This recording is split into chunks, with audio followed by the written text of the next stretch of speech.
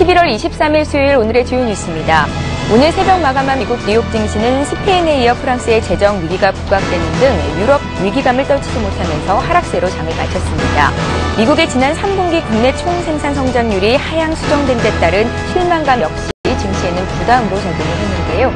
다우지수는 0.46% 내린 11,493.71을 기록했습니다. 유럽 주요국 증시 역시 또다시 하락이었습니다. 미국이 재정적자 감축 합의 불발에도 국가 신용 등급을 유지했다는 안도감은 잠시였고 유로존 국채시장 불안이 시장을 끌어내렸습니다. 국제유가는 이집트의 시위가 격화되고 이란에 대한 국제사회의 제재도 수위가 높아지면서 원유 공급에 대한 불안감이 살아나 4거래 만에 상승세로 돌아섰습니다. 서부 텍사스산 원유 가격은 전일보다 1.1% 오른 배럴당 98달러 1센트의 거래를 마쳤습니다. 미국 상무부는 미국의 지난 3분기 국내 총생산 성장률 잠정치가 2.0%로 집계됐다고 밝혔습니다. 지난달 말에 공개된 속보치 2.5%에 비해 0.5%포인트나 낮아졌지만 전분기 성장률 1.3%보다는 높았습니다. 저는 잠시 뒤에 뵙겠습니다.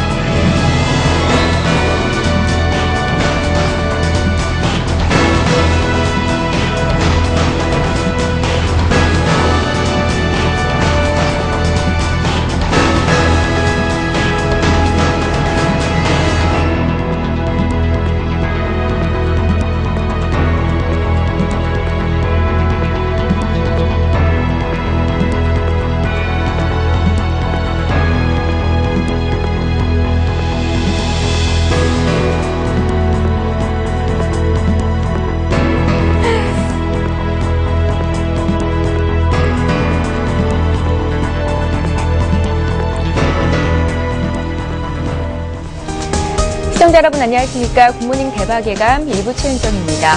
간밤 미국 증시가 또다시 하락을 보였습니다. 유럽 재정 위기에 대한 불안감이 여전히 남아있어서 투자 심리가 위축이 된 가운데 미국의 지난 3분기 GDP가 하향 수정됐다는 소식 역시 증시에는 좀 악재로 작용을 했습니다. 에너지와 유틸리티 관련주들이 하락세였고 다우지수는 0.46% 내리면서 11,493선에서 거래를 마쳤는데요. 세상 글로벌 소식과 함께 이슈들 바로 체크를 해보겠습니다. 자, 오늘 글로벌 핫 이슈는 인백스 투자자문의 이현민 본부장과 함께합니다. 안녕하세요. 네, 안녕하십니까. 예. 자, 뉴욕 증시가 스페인의 국채 금리가 상승하고 또 지난 3분기 국내 총생산 성장률 잠정치가 하향 조정됐다는 소식에 약세를 보였습니다. 먼저 마감 시황부터 좀 자세히 봐주십시오. 네, 미 3분기 GDP 수정치가 예상보다는 조금 나쁘게 나왔습니다. 이런 부분이 시장의 지수를 조금 끌어내리는 흐름으로 작용을 했고요. 예. 그다음에 은행의 3분기 수익은 조금 좋게 예상보다 조금 나오긴 했는데 그렇지만 현재 유로존 리스크와 관련된 쪽에 우려가 여전히 남아 있어서 이런 것은 시장의 지수를 돌려놓는 데는 그다지 영향이 크지는 못했습니다. 그리고 FOMC 의사록은 나왔는데 11월 초에 내용에 대해서 이제 의사록의 내용이 개진이 됐습니다. 양적 완화 정책과 관련된 부분은 현재 필요성은 있지만 현재 버냉키 의장은 다소 정책적인 양적 완화 정책이 영향력이 미 증시나 경제에 미치는 부분을 먼저 검토하자는 의견이 다수를 이뤘다라고 보겠습니다. 예. 자, 먼저 이슈들을 간략하게 정리를 하셨고요. 이제 좀 더 구체적으로 살펴보겠습니다. 자, 미국의 지난 3분기 국내 총생산 성장률 잠정치가 예상보다 저조했다는데요. 좀 더 자세히 좀 봐주십시오. 네. 지난달 27일 날 속보치, 이른바 이제 잠정치라고도 얘기를 하는데요. 예. 2.5%였는데 현재 수정된 나온 내용은 현재 2%로 조금 내려가는 수치로 나왔습니다. 그래서 현재 기업의 수익성은 다소 둔화되는 추세로 현재 GDP 성장세에서는 현재 읽히고 있고요. 그 다음에 생산을 좀 줄이고 있다라는 부분은 기업들이 미국의 경기 성장세에 대해서 아직까지는 자신감을 크게 갖지 못하는 그런 흐름이라고 하겠습니다. 그 다음에 생산량과 관련된 기업의 이런 약간 헤지테이트, 옆으로 좀 횡보하는 이런 분위기에서 재고량은 조금 감소 추세를 나타낸 부분이 특징이라고 하겠습니다. 예. 자, 이날 미국에서는 지난 11월에 발표가 됐었죠. FOMC 의사록이 공개가 됐는데요. 이달 초 열렸던 FOMC에서 어떤 논의들이 있었는지 좀 들어보겠습니다. 3차 양적 완화에 대한 얘기는 좀 없었던 것으로 드러났다고요? 네, 예. 그렇습니다. 경기와 관련된 양적 완화 정책에 대해서는 필요성을 느끼고 있지만 버냉키 의장이 현재까지 진행된 양적 완화 정책이 미국의 경기나 시장에 미치는 영향을 조금 더 면밀하게 검토하자는 의견이 현재 11월 초에 있었던 연방공개시장위원회 회의에서 다뤄진 주요 내용이라고 하겠습니다. 예. 또한 인플레이션 타겟팅과 관련된 인플레이션 목표 수치를 정하자라는 의견도 소폭 게시됐지만 이런 부분은 반대하는 그 연방은행 지방 연방은행 총재들의 내용이 조금 나오면서 이런 내용들은 추가로 합의에 이르지는 못했고요. 따라서 현재로서는 FOMC가 미국의 경기와 관련된 둔화 추세에 유로존의 리스크를 상당히 현재 걱정하는 것으로 보입니다.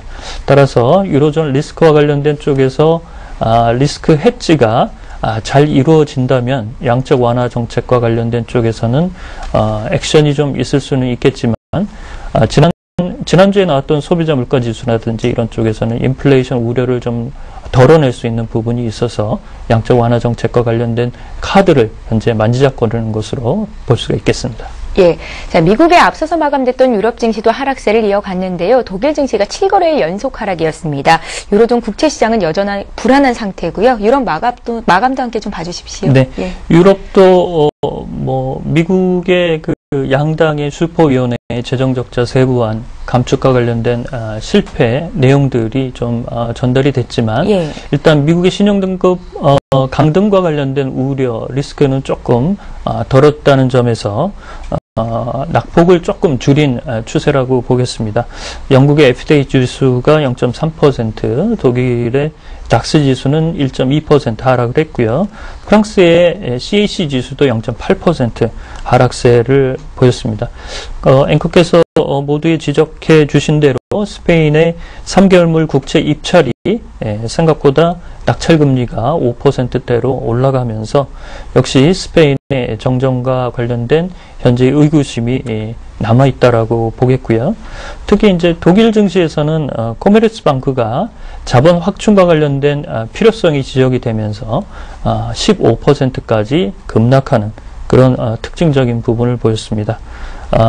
현재 미국뿐만 아니라 현재 유럽 쪽에 그 재정 위기를 겪고 있는 스페인 국채 금리의 10년물 내용도 6.6% 수준을 보이고 있는데 벨기에 그 10년 만기 국채 수익률도 5% 이상을 올라가는 등 국채 금리와 관련된 어두운 그림자는 역시 아직도 시장을 좀 짓누르는 팩터라고 볼 수가 있겠습니다. 네, 스페인의 3개월물 국채금리가 5%대로 올라갔다고 하셨잖아요. 네. 어떤 의미가 있을까요? 그 전에 국채금리는 어느 정도 수준이었습니까? 2개월 전에는 한 3% 정도에서 움직였는데요. 네. 10년 만기 스페인 국채가 6% 후반 내지는 7%를 넘어섰다가 다시 22의 소폭 개입으로 인해서 현재 떨어진 수치인데요. 그렇다면 2개월보다는 현재 스페인의 움직임은 이른바 유로존의 이태리와 스페인의 국채금리가 7%를 넘어서면서 일단 3개월물 단기물에도 현재 5%까지 올라간다는 추세를 본다면 역시 이런 10년 장기채 금리에서 단기채 금리의 그 움직임도 자유롭지 못한 것이라고 볼 수가 있겠습니다. 예. 자, 재정 적자에 시달리고 있는 유로존 나라들을 돕기 위한 각국 사회 움직임이 참 활발한데요. 그 실효성에 대해서는 논란거리가 되고 있습니다. 자, 이런 가운데 국제통화기금이 단기 유동성 지원 제도를 신설한다고 하는데요. 어떤 내용일까요? 네, 특별히 아주 새로운 내용은 아닙니다, 사실. 그렇지만 유럽 증시가 좀 끝나고 난 언저리쯤에 IMF의 이 소식이 전해지면서 지수를 조금 더 끌어올리는 팩터로서는 작용을 못했지만 일단 유로화가 약세 수준에서 다시 턴어라운드 하는 쪽에 영향은 미쳤습니다. 그 IMF의 위기 예방용 대출과 관련된 부분은 일정 부분 현재 크리스틴 라가르드 전 프랑스의 재무장관이죠. 현재 유로존의 해법이 생각 외로 진행이 더디자 IMF가 이런 점에서는 현재 FCL 단기 신용 공여와 관련된 프로그램 이외에도 이른바 국가들이 내고 있는 IMF의 지분과 관련된 쿼터를 중심으로 이른바 유동성 공급과 관련된 레버리지 효과를 공급할 수 있다라는 부분인데요. 이 얘기는 아무래도 헝가리가 최근 IMF와 EU의 구제금융과 관련된 선제적인 자금 공여와 관련된 희망 섞인 내용을 타진한 것에 대한 답변이라고 볼 수가 있겠습니다. 따라서 현재는 헝가리가 신축적인 신용 공여와 관련된 프로그램에 지원을 받고 있지만 오늘 IMF가 발표한 위기 예방용 대출 이른바 PLLE 프로그램의 수혜자로 첫 번째로 등장할 수 있는 그런 부분도 볼 수가 있겠습니다. 예, IMF의 이 단기 유동성 지원 제도 신설이 되면 유로존 위기 해법에 좀 도움이 되겠습니까? 일단 IMF는 열심히 자기의 역할을 하고자 하는 취지와 의지를 보이고 있고요. 결국에는 이제 독일과 프랑스가 정치적인 셈법에서 빨리 유로존의 위기를 조금 진화하는 적극적인 이런 마인드 고취에 자극제는 되겠죠. 그렇지만 현재 ECB나 그 다음에 유로본드의 내용이라든지 이런 부분에 대해서 이견들이 좀 많기 때문에 실제로는 IMF의 지원은 영국의 캐머런 총리는 바주카포식의 내용 정도는 아니고 속사포 정도의 현재 지원군 역할을 할 수 있는 부분이고요.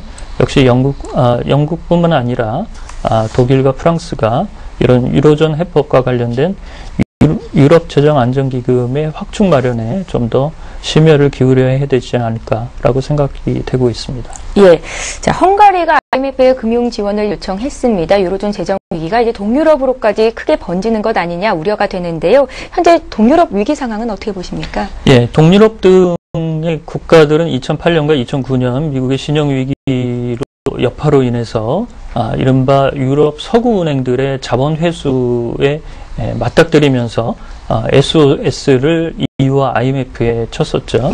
2010년 6월에 헝가리 새 정부가 들어서면서 헝가리의 재정 적자 문제가 다시 좀 불거졌다가 올해 들어서는 좀 잠복기를 가져갔는데요.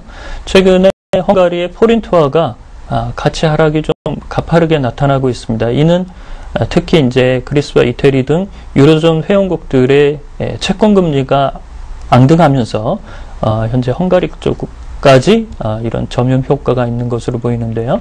루마니아, 라트비아, 헝가리, 폴란드 재정과 관련된 부분은 수치적으로는 여유가 조금 있긴 하지만 재정적으로는 취약한 부분이 있습니다. 또한 2008년과 2009년도에 오스트리아 비인에서 서구은행의 동유럽 국가들에 대한 전반적인 자본 회수를 금지하는 이른바 비엔나 이니셔티브가 이번에도 적용이 될지는 미지수라는 점, 이런 점에서 헝가리가 선제적으로 이런 SOS를 IMF에 전달한 것으로 보이고요.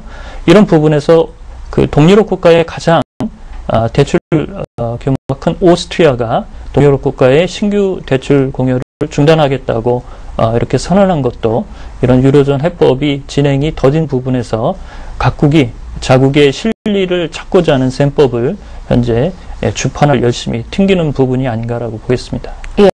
자, 유로존의 부채 위기가 빠르게 전이될 것으로 보이는 가운데 유럽 연합 내에서는 유로 본드 발행 논의가 다시 불붙고 있다고 하는데요. 독일은 여전히 반대 입장이고요. 왜 이 시점에서 유로 본드 발행에 대한 문제가 논의가 되는 건지, 그리고 또 독일은 왜 반대를 하고 있는 건지 좀 알려주십시오. 네. 독일은 자기가 가지고 있는 지분이 ECB, 유럽은행에서도 가장 높고요. 예. 그다음에 유로존에서도 가장 막강한 경제력을 가지고 있습니다. 그래서 유로본드가 발행이 되면 지분으로서는 가장 많이 기금과 관련된 객출을 할 수 있는 책임 부분이 가장 많다는 측면이죠. 그래서 이 유로본드 발행과 관련되는 지난 8월 달에 한번 논의가 됐었는데, 그때 메르켈 총리도 반대를 했고, 현재 집권당인 독일의 기독민주당도 반대 의사를 표명을 했고요. 독일의 쇼이브레 재무장관도 메르켈 총리보다 더 반대를 하는 입장입니다. 그래서 프랑스도 유로본드 발행 시 이른바 재정위기국의 모럴 해저드가 넘쳐날 수 있다는 점에서 무조건적인 반대는 아니지만 일단 독일의 입장을 두둔해주는 그런 흐름으로 나타나고 있는데요. 현재 유로존 위기와 관련된 ECB의 역할이 어느 정도 제한적인 흐름에 그치고 있고, 그 다음에 유럽재정안정기금의 기금 충원 문제도 현재 답보 상태를 가지고 있으니까 다시 이제 유로본드의 발행과 관련된 부분을 EU가 들고 나온 것인데, 메르켈 총리는 뭐 검토해 보겠다라고 원론적인 수준에서만 현재 그치고 있고요. 독일의 속내는 유로본드 발행은 일단 억셉트하지 않는 입장이라고 보겠습니다. 예, 유로본드라는 게 그러니까 일종의 유로로 발행되는 채권을 의미하는 그렇습니다. 겁니까? 네. 잘 알겠습니다. 자, 이제 어제 이슈가 됐던 일이긴 한데요. 미국 의회 슈퍼위원회가 미국의 재정적자 감축 방안 합의에 실패했다는 소식에 가장 크게 문제가 됐던 것이 미국의 국가 신용 등급이 이제 강등되는 것 아니냐라는 우려였는데요. 신용평가사인 무디스와 S&P는 그럴 리가 없다라고 일축을 시켰습니다. 좀 미국 신용 등급 강등에 대한 우려는 안 해도, 우려하지 않아도 되는 건지 좀 여쭤보고 싶네요. 네. 예. 이게 그 자라보고 놀란 가슴 소뚜껑 보고 놀란다는 우리 그 속담이 있죠. 예. 이 그 재정과 관련된 세부한 감축, 양당의 슈퍼위원회에서, 그렇지만 시한이 아직 1년이 남은 그런 부분이 있기 때문에 공화당과 민주당이 그다지 속도를 내지 못했었는데요. 이른바 신용 그 등급을 가늠하는 S&P와 무디스가 좀 엄포를 놨었죠. 그리고 학습 효과가 있습니다. 미국 증시가 신용등급 하강과 관련된 그 지수의 추락을 경험했기 때문에 이번에도 굉장히 우려가 있었는데요. 역시 이런 그 재정 감축과 관련된 세부안이 나오지 않았지만 바로 S&P와 무디스가 신용 강등과 관련된 부분은 반영하지 않겠다라고 해서 한시름 덜었습니다. 다만 피치사가 이달 말쯤에 신용 전망과 관련된 부분은 다시 검토해서 부정적으로 내릴 수 있다는 부분이 있어서 아직 여지는 좀 남아있다라고 보겠습니다. 예. 따라서 미 증시가 조금 오늘 몸풀기를 했지만 이런 홍역에서는 다소 현재 버거운 상태고요. 여전히 이제 프랑스 이른바 불란서 쪽의 신용등급 강등과 관련된 부분이 남아있기 때문에 이것이 미국과 같이 겹친다 그러면 증시로서는 큰 재앙이 다가올 수 있는 부분인데, 이것은 누구도 원치 않는 시나리오라고 볼 수 있겠습니다. 예. 자, 이제 어제 우리나라에서 가장 큰 이슈가 됐던 문제를 짚고 넘어가겠습니다. 한국과 미국의 자유무역협정 비준안이 국회를 통과했습니다. 자, 우리 경제에 미칠 영향력에 대해서, 또 증시에 미칠 영향력에 대해서, 그 파급 효과에 대해서 많은 분들이 분석하는 기사들이 지금 줄줄이 올라오고 있는데요. 이현민 본부장님 의견은 어떠신지 좀 들어볼까요? 네. 예. 뭐 이게 그 난산을 통해서 그나마 좀 이제 비준과 관련된 부분이 우리나라가 이제 마지막으로 어제 통과를 시키면서 장장 한 5년 5개월, 이게 2006년 1월 달에 노무현 대통령께서 국익에 도움이 된다면 미국과 FTA를 체결하는 부분을 검토해라라고 지시가 나왔었죠. 예. 마무리는 이명박 현 행정부가 했지만 결과적으로 현재 우리나라의 수출에서 가장 앞서 달리고 있는 자동차와 그 다음에 IT, 전기전자 이런 쪽에는 상당히 현재 긍정적인 효과가 있을 것으로 보이는데, 다만 이제 농산물이나 수산물, 또한 의약품, 의약품 쪽, 그 다음에 지적재산권의 20년이 추가적으로 늘어나는 부분, 이런 쪽에서는 다소 현재 부정적인 효과도 나올 것으로 보입니다. 현재 정부가 이런 점에 대해서 잘 파악을 해서 이른바 유치산업, 경쟁력이 떨어지는 우리나라의 산업에 대해서 이런 부분에서 대응할 수 있는 경쟁력 확보 방안을 내놓겠다고 하는데요.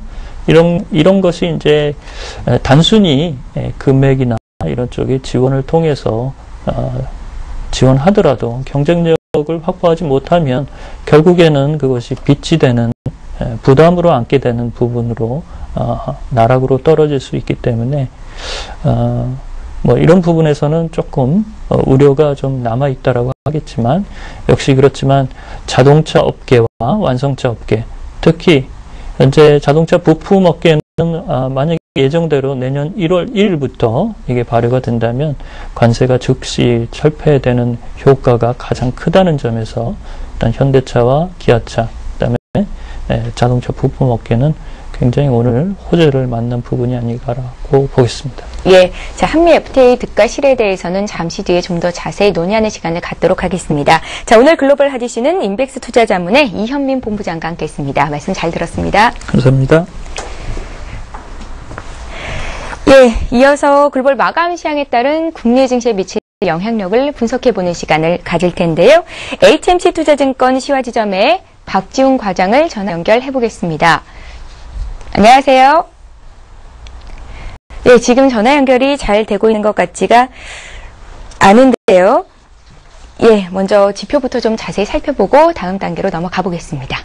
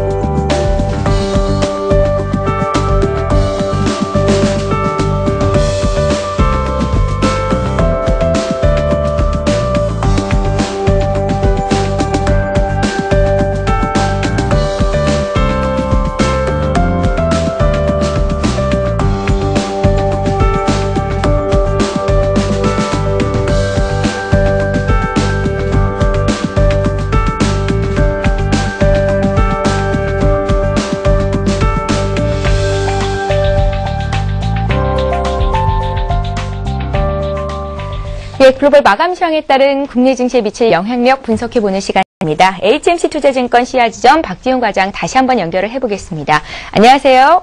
예, 안녕하십니까. 예, 자, 글로벌 마감 시황에 따른 국내 증시 분석할 시간인데요. 오늘 미국 증시가 혼조세를 보였습니다. 다우, 나스닥, S&P 500 모두 일단은 조금 하락하면서 장을 마치기는 했었는데요. 어떻게 보셨는지, 국내 증시에는 어떤 영향이 있을지 좀 봐주십시오. 네, 전체적인 시장을 보면은 지금 스페인 같은 경우가 지금 3개월 국채 입찰에서 한때 동일 만기 낙찰 금리가 지금 2.3%였는데 지금 2배를 1% 정도로 좀 낙찰이 됐고, 이것이 좀 악재로 작용했던 부분. 좀 벨기에, 스페인 쪽까지 좀 CDS가 좀 올라가는 모습을 보였고, 미국 쪽도 지금 GDP 속보치가 2.5%보다 낮아진 2% 정도 기록. 이거는 이제 오늘 컨센서스보다 낮아졌기 때문에 좀 실망스러운 모습을 나타냈고요. IF 같은 경우도 지금 각국 쿼터의 10배까지 6개월 만기로 빌려주는 이제 단기 이동성 프로그램. 이 부분이 좀 낙폭을 좀 줄이는 그런 역할을 했다라고 볼 수 있고, 하지만 그 연준 그 의사록에서 보면 이제 추가적 부양 조치와 뭐 성장률, 그다음에 물가 목표치를 좀 검토했지만, 특히 이제 추가적 부양 조치에 대해서는 아직까지는 뭐 긍정적으로 지금 뭐 검토를 하지 않고 있다, 이런 얘기까지 나오고 있는데, 전반적으로 좀 요약을 해보면, 가장 중요한 건 이제 유럽 국가들의 채권금리 급등, 이것이 주가를 아직까지 부담을 작용하고 있고요. 이태리 사상 얘기 많이 나오는데 6.7%까지 상승한 부분도 있고, 스페인 국채금리도 6.5%까지 나오고 있는 부분들. 전반적으로 지금 유로존화되는 리스크들이 아직까지도 미국 증시를 좀 발목을 잡고 있는 모습인데, 여전히 그 GDP 성장률에 대한 얘기는 전분기 성장률 1.3%보다 높다는 것을 이해하실 필요가 있습니다. 5보다는 좀 낮아진 2.2%지만 워낙에 우리가 4쿼터에 기대하는 그 부분이 좀 있기 때문에 좀 그렇게 이해하시면 되고, 업종별로 좀 자동차 관련주들이 상당히 좀 일제히 상승하는 그런 모습을 보여줬기 때문에 얘기가 좀 있기 때문에 또 국내 시장에게도 그런 좀 전이되는 효과들이 오늘 좀 자동차 완성 업체들, 타이어 관련 종목들 상당히 미국 시장에도 좋게 마감됐거든요. 그렇기 때문에 일단 오늘도 에서는 그런 쪽으로 좀 우리가 좀 물러들이 좀 들어올 가능성이 크다, 이렇게 말씀드리겠습니다. 예, 어제 국내 증시가 개파락 출발한 이후로 낙폭을 줄여갈 것이다라고 얘기를 했었는데요. 예, 그런 장이 펼쳐졌었습니다. 코스피가 상승 반전을 했었죠. 자, 이제 국내 증시가 오늘 어떤 움직임을 보일지 투자 전략을 잘 짜봐야 할 텐데요. 어제 한미 FTA 비준안이 우여곡절 끝에 국회를 통과했다는 소식이 전해져 있습니다. 이제 국내 증시에 어떤 수혜주들을 우리가 찾아봐야 할지도 가장 큰 관심사가 아닐까 싶은데요. 의견 좀 여쭙겠습니다. 예, 오늘 방송에서도 FTA라는 단어가 제일 많이 등장할 것으로 좀 예상이 됐는데, 여러 전문가님께서 다 하나씩 오늘부터 아침부터 이제 짚어줄 건데, 전반적으로 그 이견에는 변함이 없습니다. 그러니까 가장 최대 수혜주로서는 그래도 자동차라든지 자동차 부품주가 단연 1순위입니다. 그렇기 때문에 일단 가장 큰 맥락은 관세 철폐죠. 자동차 부품 일부에 대해서 일단은 관세가 철폐가 되고, 완성차는 이제 향후 5년간 단계적으로 세금이 축소되겠죠. 그렇기 때문에 역시 완성차 부분에서까지 큰 진전을 이뤄낸 것이 가장 큰 기대가 되고 있고, 기존 주도주 역할을 했었던 이 차화정 중에 이 자동차 업종 같은 경우도 지금 어느 정도 기간과 가격 조정이 상당히 지루했던 그런 상황에서 다소 좀 긍정적인 흐름이 좀 전개되지 않을까 좀 기대를 해봐도 될 것 같고요. 아무래도 미국 비중이 높은 종목을 관심 가져야 되겠죠. 그래서 만도, 그다음에 S&T 대우라든지 현대 모비스, 현대 위아 등에 우리가 주목할 필요가 있다, 이렇게 말씀드릴 수 있을 거로 보여지고, 어제 장 막판에 IT 부품주들이 상당히 탄력있게 위로 끌어오는 그런 모습이 좀 보였죠. 그래서 IT 업종 얘기할 수밖에 없는데 수혜를 어느 정도 보일 것 같아요. 그래서 일단은 대미 흑자 규모가 일단 크죠. 그런 상황에서 제품 경쟁력이 일단 가전 업종이 가장 긍정적이다, 이렇게 좀 볼 수 있을 거로 보여지고, 다만 이제 삼성이라든지 LG전자는 이미 멕시코 생산 법인을 통해서 TV라든지 냉장고라든지 모니터 이런 건 이제 무관세로 좀 수출 중이잖아요. 그러니까 직접적인 효과는 크지는 않을 것이다, 이렇게 좀 보고 있고요. 그러다 보니까 철강 업종 같은 경우도 FTA 비준안이 통과되니까 이 철강 수요 산업의 수출의 증대 효과도 좀 나올 수가 있을 것 같아요. 그러니까 직접적인 판매 증가는 없다 하지만 자동차라든지 기계, 가전 등 수요 산업 수출호조가 있기 때문에 간접적인 혜택이 올 수 있다, 이렇게 볼 수 있고, 다만 걱정스러운 부분이 국내 제약주들이거든요. 그러니까 소위 말해서 제네릭이라고 하죠. 복제약인데 이게 이제 개량 신약이라든지 개발할 수 있는 그래서 파이, 그러니까 여지가 좀 줄어드는 그런 상황으로 볼 수 있겠죠. 그러니까 글로벌 경쟁력을 보유한 다국적 제약사들의 특허 보호가 보다 강화된다, 이렇게 이해하시면 될 거 보여지고, 그런 관점에서 보면 국내 그 복제품 생산이 향후 10년간 연평균 1,000억 정도로 줄 것이다, 예상을 하고 있기 때문에 일단 관세 등이 철폐되면 경쟁력이 약한 종목의 경우는 문제가 될 수 있지 않겠냐. 다소 좀 제약주는 보수의 관점으로 봐야 되고, 시장 관리 테마성 종목 같은 경우는 논의할 수 있겠지만 전반적으로 정통 제약주에서는 좀 더 보수적인 관점으로 말씀을 드릴 수밖에 없을 것 같습니다. 예, 자, 오늘 전화 상태에 연결이 고르지 못했던 점 사과의 말씀을 드리겠습니다. 자, HMC 투자증권 시화지점의 박지훈 과장과 함께했습니다. 말씀 잘 들었습니다. 예, 감사합니다. 예, 잠시 후 이슈인 이슈가 이어집니다.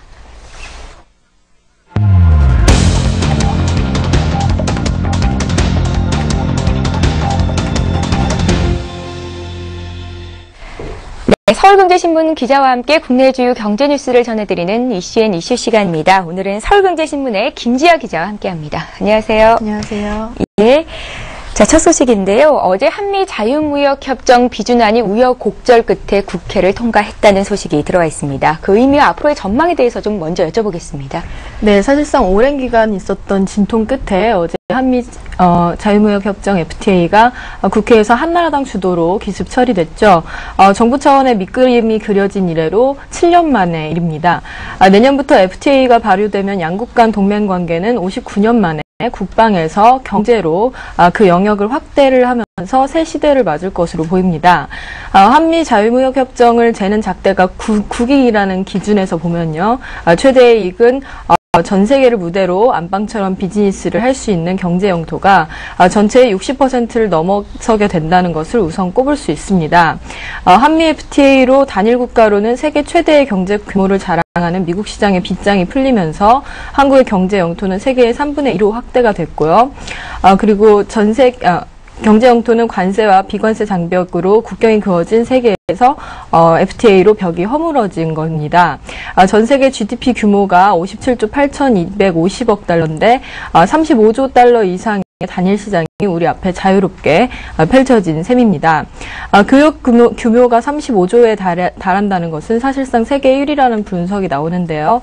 한미 FTA로 본 경제 영토는 칠레와 멕시코에 이어서 세계 3위지만 수출 경쟁력까지 고려하면 1위나 다름없다는 게 전문가들의 분석입니다. 한국개발연구원 등 10개의 국책 연구기관은 작년 말 추가 협상 결과를 고려해도 한미 FTA로 GDP가 5.66% 증가하고 향후 10년간 35만 개의 신규 일자리가 생길 것으로 추산을 했습니다. 대미 무역 수지 역시 향후 15년간 연평균 1억 4천만 달러의 흑자를 추가로 달성하는데 기여할 것으로 분석이 됐고요. 유럽의 경제 위기와 미국과 중국 간의 환율 및 무역 전쟁 조짐 속에서 자유무역 협으로 자리매김을 하면서 한국의 국제 신용도와 위상이 향상되는 효과도 기대를 하고 있습니다. 지난해 G20 의장국으로 국제적 조정자 역할을 한 경험에 통상 마찰에서도 누구보다 자유로워졌기 때문에 지구촌 위기에 해법을 제시할 공간이 넓어졌기 때문이라는 분석입니다. 또 미국이 환태평양 경제 동반 협정에 중국을 배제하고 있고 일본은 협상 참여를 선언을 했지만 국내 사정상 협상 타결과 비준에 장기간 소요될 것으로 보이는 상황인데요. 국익에 대한 관점이 크게 다른 중국과 일본이 한미 FTA를 공통적으로 걱정하면서 주시하는 이유가 이처럼 한미 관계가 전방위적으로 견고해지고 있기 때문이라고 전문가들은 분석하고 있습니다. 예. 한미 FTA가 발효가 되면 실보다는 득이 많다는 게 전문가들의 분석입니다. 그런데 어제 한미 FTA 비준 과정에서 국회는 또 한 번 몸살을 앓아야 했었는데요. 어제 FTA 처리 과정 그리고 또 그로 인해 예상되는 부작용에 대해서 좀 짚어주십시오. 예, 어젯밤에 명동에서 시위가 있었다고 들었는데요. 협상 타결 후 4년 4개월을 끌어온 FTA 비준안이 통과를 되자 여당과 재계는 한미 경쟁 동맹 시대가 열렸다면서 환영의 뜻을 표했지만 야당은 의회 쿠데타로 무효 투쟁을 벌이고 국회 일정을 보이콧하겠다고 반발을 했기 때문에 전국 경색과 함께 새 예산안 처리에 불똥이 튈 것으로 우려가 되고 있는 상황입니다. 한나라당은 어제 오후 4시 29분에 한미 FTA 비준안을 본회의 시작 7분 만에 비공개로 단독 처리했는데요. 이날 투표에는 박근혜 전 대표 등 170명의 의원이 참석해서 찬성 151표를 기록을 했습니다. 이 과정에서 최루탄이 터지는 일도 등장을 했습니다. 이날 의장석으로 향하던 야당 의원들을 국회 경위들이 막아서자 김선동 민노당 의원이 최루탄을 투척해서 여야 의원들이 대거 눈물 콧물을 흘린 채 본회의장 밖으로 빠져나오는 아수라장이 연출이 됐습니다. 한나라당은 비준안 처리 직후에 한미 FTA 이행을 위한 14개 법안도 국회에 국회의장 직권 상정 방식으로 속전속결로 통과를 시켰습니다. 이에 대해 이명박 대통령은 한미 FTA 처리에 대한 즉각 환영을 표시를 했고요. 정부와 국제연구기관 역시 고용과 무역수지 증대, 서비스업의 경쟁력 강화 등을 통해서 한국 경제 성장 기반이 강화될 것으로 기대를 했습니다. 하지만 농축수산업과 서비스업 등에서 타격이 불가피하다는 우려가 굉장히 높아지고 있는 상황이죠. 또 투자자 국가 소송 제도에 따라서 중소기업과 소상공인 보호 등 공공정책의 자율성 침해 논란도 제기가 되고 있습니다. 김기현 한나라당 대변인은 야당이 대화와 타협을 거부해 어쩔 수 없었다고 밝혔는데요. 반면에 손학규 민주당 대표는 의회 쿠데타를 19대 국회에서 바로잡겠다면서 한미 FTA 무효화 투쟁과 국회 일정 보이콧을 선언했습니다. 박기태 국회의장은 FTA 비준안 기습 처리에 대해서 합의 처리를 위해 최선의 노력을 다했으나 그렇게 되지 못해 죄송스럽고 유감스럽게 생각을 한다고 비준안 통과 직후 보도자료를 내고 이같이 밝혔는데요. 이같이 여당 쪽은 어쩔 수 없는 일이었다는 입장이고 야당 쪽은 앞으로 일정을 보이콧하겠다는 이런 입장이 상반되면서 일단 어려워진 것은 내년 예산안 심사입니다. 국회 예산결산특위는 21일부터 본격적으로 예산을 조정하는 개수 조정 소위를 시작을 했고 당시 여야는 한미 FTA 처리와 관계없이 다음 달 2일 심의 의결을 마치겠다고 약속을 했지만 이 약속은 불과 사흘 만에 백지수표가 될 것으로 보입니다. 이날 본회의가 갑자기 열리면서 예결위를 비롯해 정무위 등 이날 예정된 오후 회의는 모두 개전 휴업 상태가 됐습니다. 민주당은 한나라당의 FTA 비준안 강행 처리에 나설 경우 내년도 예산안과 민생 법안 처리에 협조하지 않겠다는 뜻을 그동안 수차례 밝혀온 바 있죠. 또 여야가 논의 중이던 한미 FTA 피해 대책에도 빨간불이 켜질 전망입니다. 여야는 그동안 농어민과 중소기업 등 피해 예상 분야에 대한 지원 대책을 논의를 해왔는데요. 한나라당이 예산을 단독 처리하는 과정에서 지난해에도 이 같은 부작용이 있었습니다. 여러 가지 법안 처리가 누락이 됐던 건데요. 이 예산은 당 지도부 차원에서 미뤘던 예산임에도 불구하고 단독 처리를 해서 제대로 통과하면서 들어가지 못했습니다. 그렇기 때문에 이번에도 같은 그런 사례가 반복될 수 있다는 우려인데요.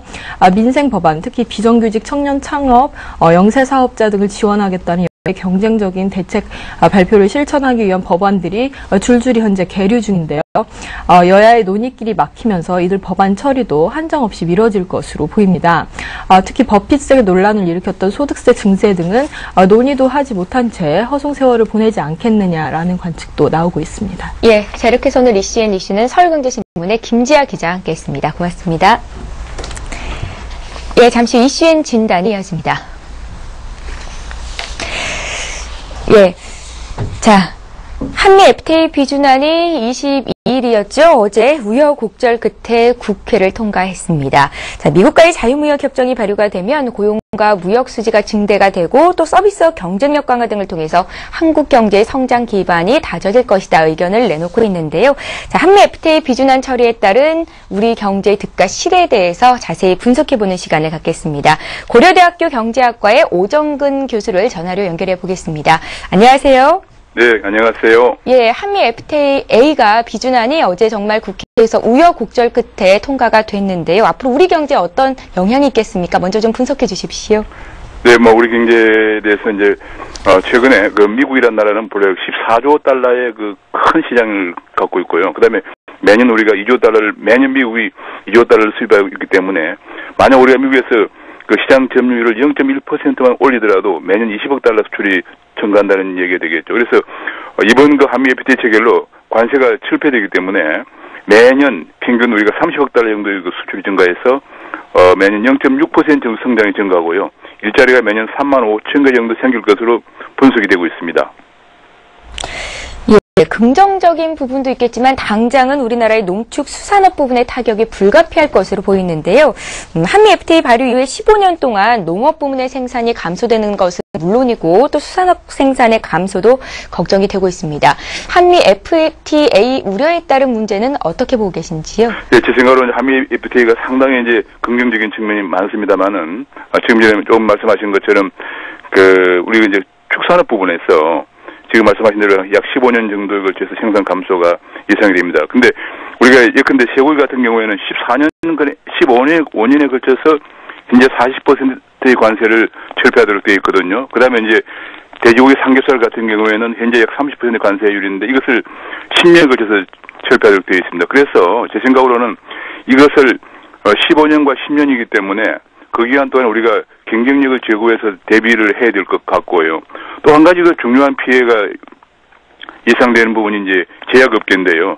소위 말하는 그 의약품 허가 특허 연계제도라 그래가지고 그 한국은 대부분 다 지금 현재 복제약품 생산하고 있는데요. 이 복제약품 생산에 관해서 특허권을 가지고 있는 그 다국적 제약사들이 소송을 제기한다 그러면은 한국에서 그 복제약품 생산에 관한 허가를 정부가 그 소송이 만료될 때까지 보류하도록 그렇게 해서 사실상은 한국에서 복제약 생산이 어려워지는 그런 상황이 되는데 이것에 대한 유예 기간도 3년밖에 안 되기 때문에 사실 우리 제약업계들이 대비할 시간이 많지 않은 그런 가장 큰 문제점이 있다고 생각이 됩니다.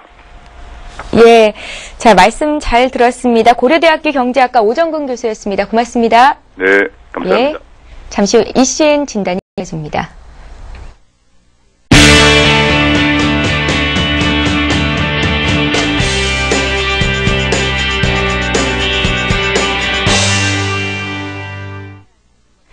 글로벌 마감 상황과 이슈 체크해보고 오늘장 전략 잡아보는 이슈엔 진단 시간입니다. 오늘은 수요일이죠. 교보증권 양평동 지점의 오기철 차장 자리에 나오셨습니다. 안녕하세요. 네, 안녕하십니까. 예, 간밤에 미국 증시가 혼조세를 보이다가 일단은 약세로 장을 마쳤습니다. 유럽 불안감은 여전한 상태고요. 또 미국에서 발표가 됐던 3분기 GDP 성장률 수정치가 예상보다는 좋지 않게 나왔던 점이 투자 심리를 위축시키는 요인이 됐었습니다. 미국 증시 마감과 함께 체크 포인트들 좀 짚어주십시오. 네, 일단은 뭐 말씀하신 대로 유럽에 대한 그런 불안이 아직까지 좀 계속적으로 남아있다 이렇게 볼 수 있을 것 같습니다. 예. 독일의 메르켈 총리가 유로본드 발행에 대해서 부정적인 의견을 좀 표력을 했고요.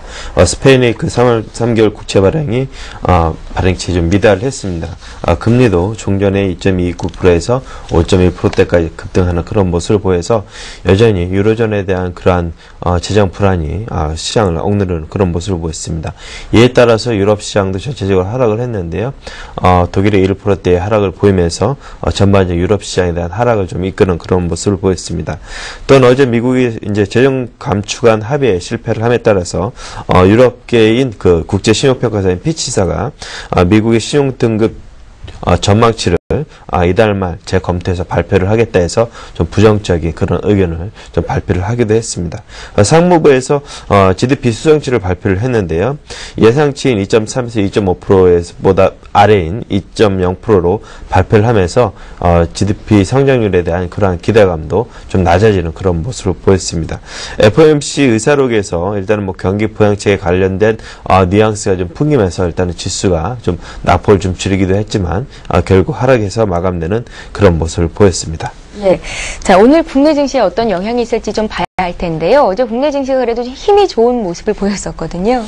일단은 뭐 어제 그 국내 증시가 지수가 1800선이 일단은 깨지자 뭐 역시 예상했던 대로 연기금을 중심으로 한 기관들의 매수가 들어왔습니다. 예. 최근에 기관들의 매매 형태를 보게 되면 1900선 이상에서는 적극적인 매도, 1800선 이하에서는 적극적인 매수를 좀 가담을 하기 때문에 어제 지수가 그 전날 일단은 하락을 해서 일단은 선 반영된 측면도 있었고 자율적인 기술적인 반등이다 이렇게 볼 수 있을 것 같습니다.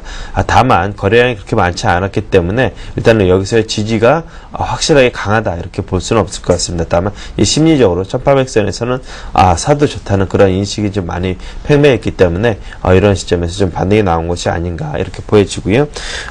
유로존 리스크 확산에 따른 관망 심리가 좀 더 이어질 것으로 보여집니다. 철저히 시장은 단기적으로 올라가면 매도, 빠지면 매수하는 그런 단기적인 트레이딩 관점에서 계속적으로 거래가 이루어지고 있고요.